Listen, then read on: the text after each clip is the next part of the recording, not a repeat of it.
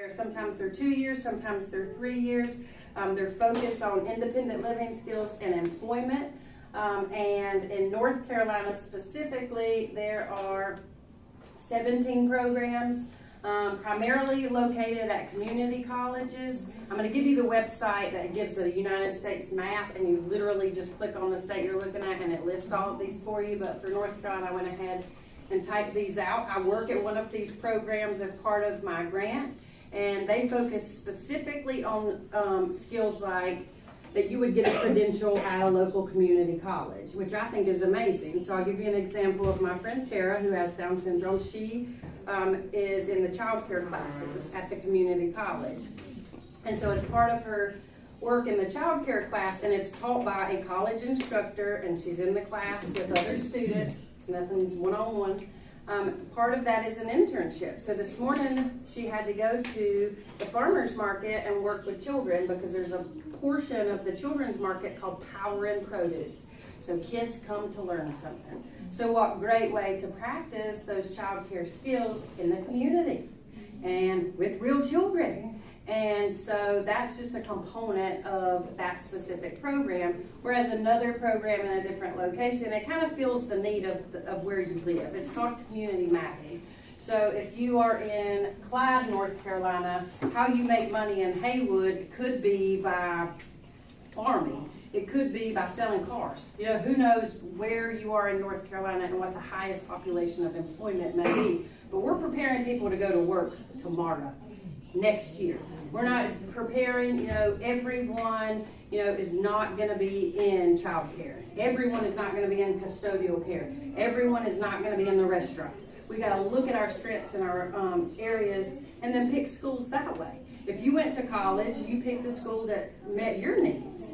I mean, I got a scholarship to go to UNC Charlotte because I was an athlete, so my mama said that's where you're going because it's free, right? And so that's where I went to college. But I got a degree and moved forward. So with these programs, it's the same thing. So I was at Appalachian last week. I got to visit the Scholars with Diverse Abilities program. Those students take classes on campus in Appalachian. They have a peer mentor, very similar to what Shanika had. Now South Carolina has 5 programs. University of South Carolina, which is the other Carolina. North Carolina, we say Chapel Hill. South Carolina, it's USC Clemson, which you probably see that one on the news a lot because the Clemson Life partners with the football team. And Dabo is his name. He is the coach. He loves this program. And so those kids in the program actually travel to the national championship games. So that's one that you see in the news a lot. College of Charleston, Winthrop University in Coastal Carolina. Shanika is a proud graduate of Winthrop Think College right there. All right. So why don't you tell our friends about these pictures that we picked? Oh, well, let's do this one first. Who's that? Who's that baby? That's my mom, and that was me when I was a baby. That's you? Yes. Are you sure that's you? Yes. And what did the doctor tell your mom? That I won't be able to walk, and I won't be able to speak. What about dance?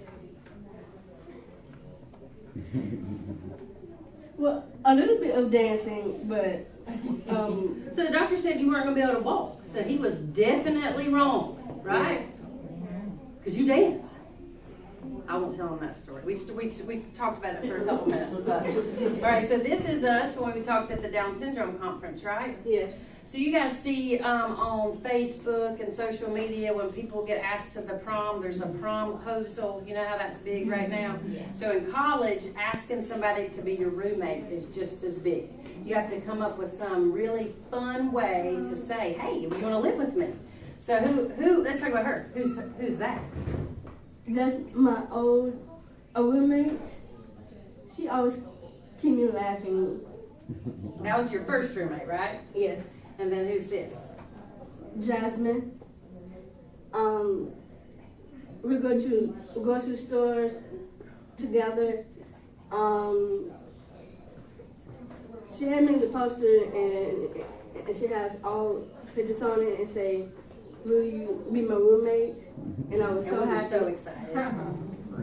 And all the things that they're teaching next door in this kitchen and bringing young adults in, a lot of that is components of these post-secondary programs. So you have access to a free resource that's teaching these awesome skills in an environment with their peers. One of the things that if you look into the research of these programs, I can teach all of these skills to these students all day, every day.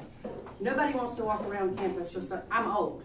I'm not her peer. I'm not the student's peers. So if I'm walking around campus, they're like, what is that professor doing? Like, what is going on? But peer-to-peer relationships, it's so important. When you are teaching each other, safety on social media or cooking or dating or whatever that skill may be, peer-to-peer relationships. We know how that is. So that's the importance of, places like this. Places like you're going to hear about as soon as I shut up. Like amazing opportunities for young people in Charlotte. Ever since I live on campus, I've been doing classes.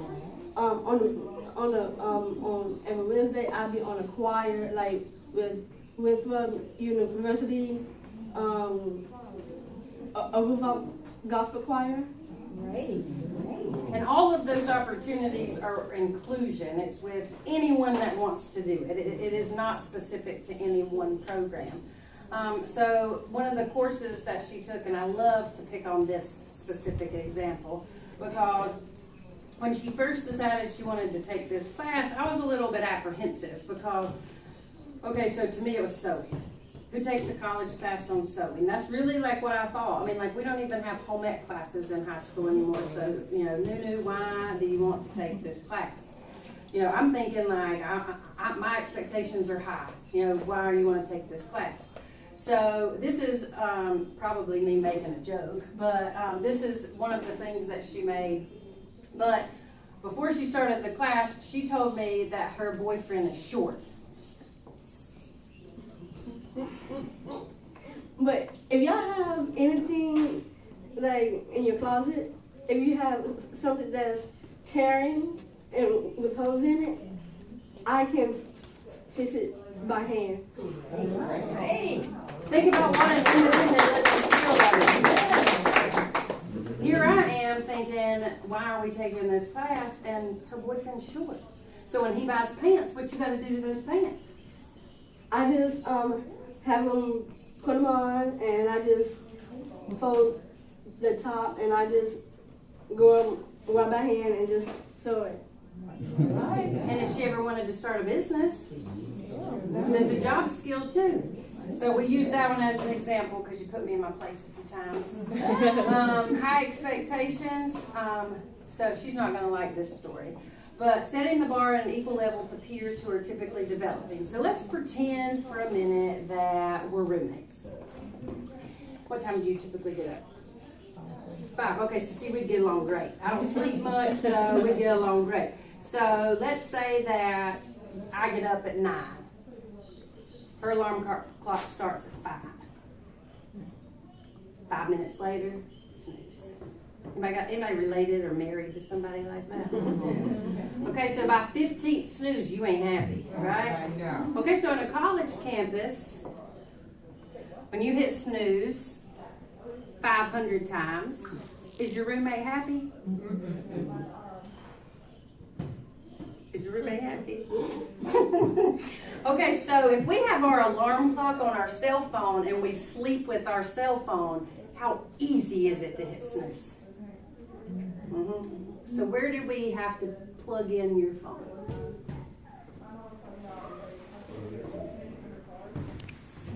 By the microwave. Ooh, Lordy, she was mad at me. Weren't you? You can admit it. You were mad. But that's a strategy, right? Because if we physically have to get out of the bed, walk over to the alarm clock to hit the button, we're not going to do that 15 times, right? And then we're going to make it to eat breakfast before we go to class, right? Self-management, right? We're having to do this on our own. So that's a strategy. So we have the same expectations for our friends that we do for ourselves, and so it works, doesn't it? You made it to breakfast. And she was mad. She was mad at me for a good 6 months. If you look at the research for individuals who are employed with Down syndrome, nothing but great aspects of the proven excellent employees, assets to places of work. Right now, the North Carolina Developmental Council has put grants into 2 very large businesses in Charlotte to promote internships and apprenticeships. And as soon as that information is released, I will send the names of those businesses so she can promote that for you. But I was telling, I believe Jesus sent me here today to meet this lady in the back, and I will explain that for a second. She runs an amazing place, like an amazing place. And one of my skill sets and something that I'm not gonna say I'm good at, but I know how to do well, is write grants. And so we are gonna work together to make some of that stuff happen. But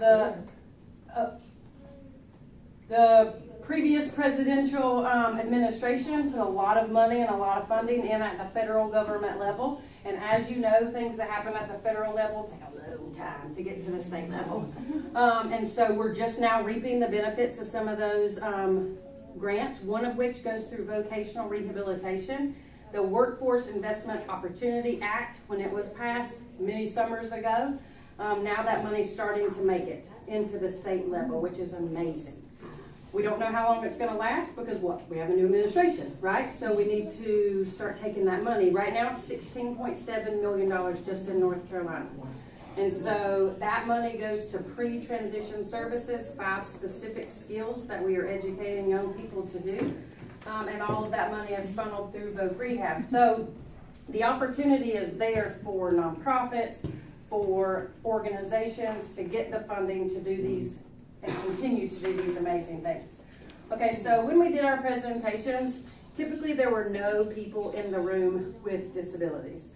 There were sometimes college professors, sometimes teachers. We didn't really present a lot to parents. We did a few times, but when we would go to the national conferences, it was typically the university people or researchers and things. So we decided that we were going to take a humorous approach to some of their questions, because some of their questions sometimes were maybe not offensive, but you were like, really? Like, really? Are we still asking those questions? So, Keep Calm, It's Only an Extra Chromosome was one of the first ones. Well, then we designed shirts. And I was going to wear mine today, but I talked myself out of it. It says, I love homies with extra chromies.